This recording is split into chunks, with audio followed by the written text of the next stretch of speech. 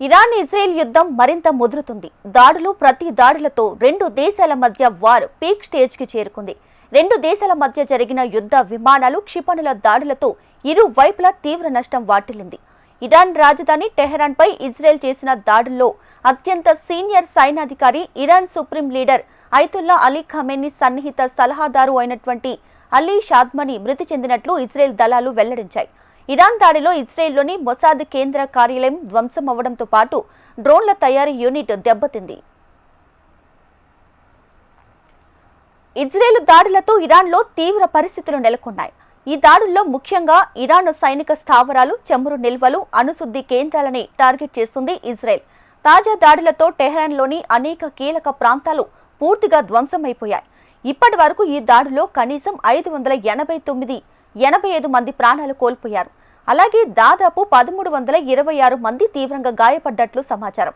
ఇక మృతుల్లో టెహరాన్కి చెందిన 239 మంది సాధారణ పౌరులు కాగా 126 మంది భద్రత సిబ్బందిగా గుర్తించారు.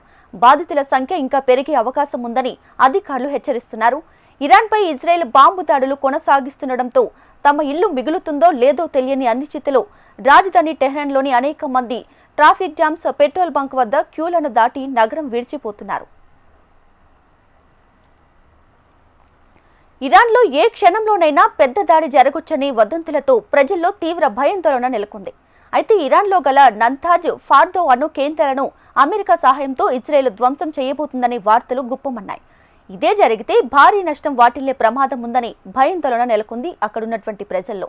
అయితే అణు బాంబులు తయారు చేయడానికి ఇరాన్ దగ్గర 90% శుద్ధి చేసిన యురేనియం సిద్ధంగా ఉండటంతో పార్దోలోని పర్వతం లోపల నిర్మించిన అణుశక్తి కేంద్రాన్ని నాశనం చేసేందుకు ప్రణాళికలు జరుగుతున్నట్లు తెలుస్తుంది.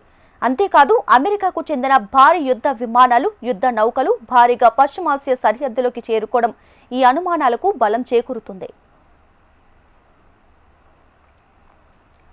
ఇరాన్ ఇజ్రాయెల్ మధ్య యుద్ధం నేపథ్యంలో పశ్చిమాసియాకు మరిన్ని ఫైటర్ జెట్లు మోహరిస్తున్నట్లు అమెరికా ఉన్నతాధికారి ఒకరు ప్రకటన చేశారు.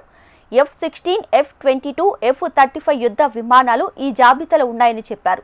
బాలిస్టిక్ మిస్సైళ్లను కూల్చివేయగల యుద్ధ నౌకలను కూడా మోహరించనున్నట్లు మరో అధికారి తెలిపారు.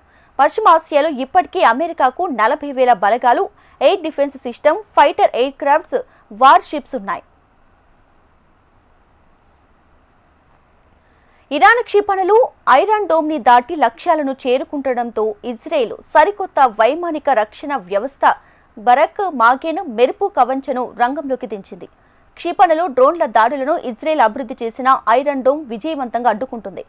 అయితే ఇరాన్ క్షిపణులు దానిని ఛేదించుకొని నిర్దేశిత లక్ష్యాలపై పడుతున్నాయి. దీంతో బరక్ మాగెన్ను ప్రవేశపెట్టామని, అది ఇరాన్ డ్రోన్లను విజయవంతంగా నిలువరించిందని ఇజ్రాయెల్ సైన్యం తెలిపింది.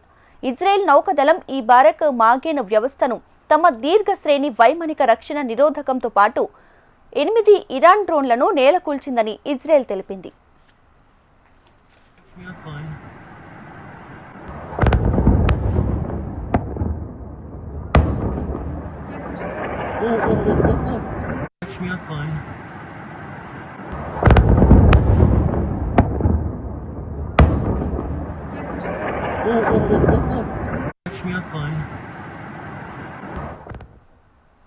ఒకవైపు ఇజ్రాయెల్ ఇరాన్ మధ్య ఉద్రిక్త పరిస్థితులు తారాస్థాయికి చేరుకుంటున్న నేపథ్యంలో అమెరికా జోక్యం అగ్నికి ఆజ్యం పోసినట్లుగా మారింది.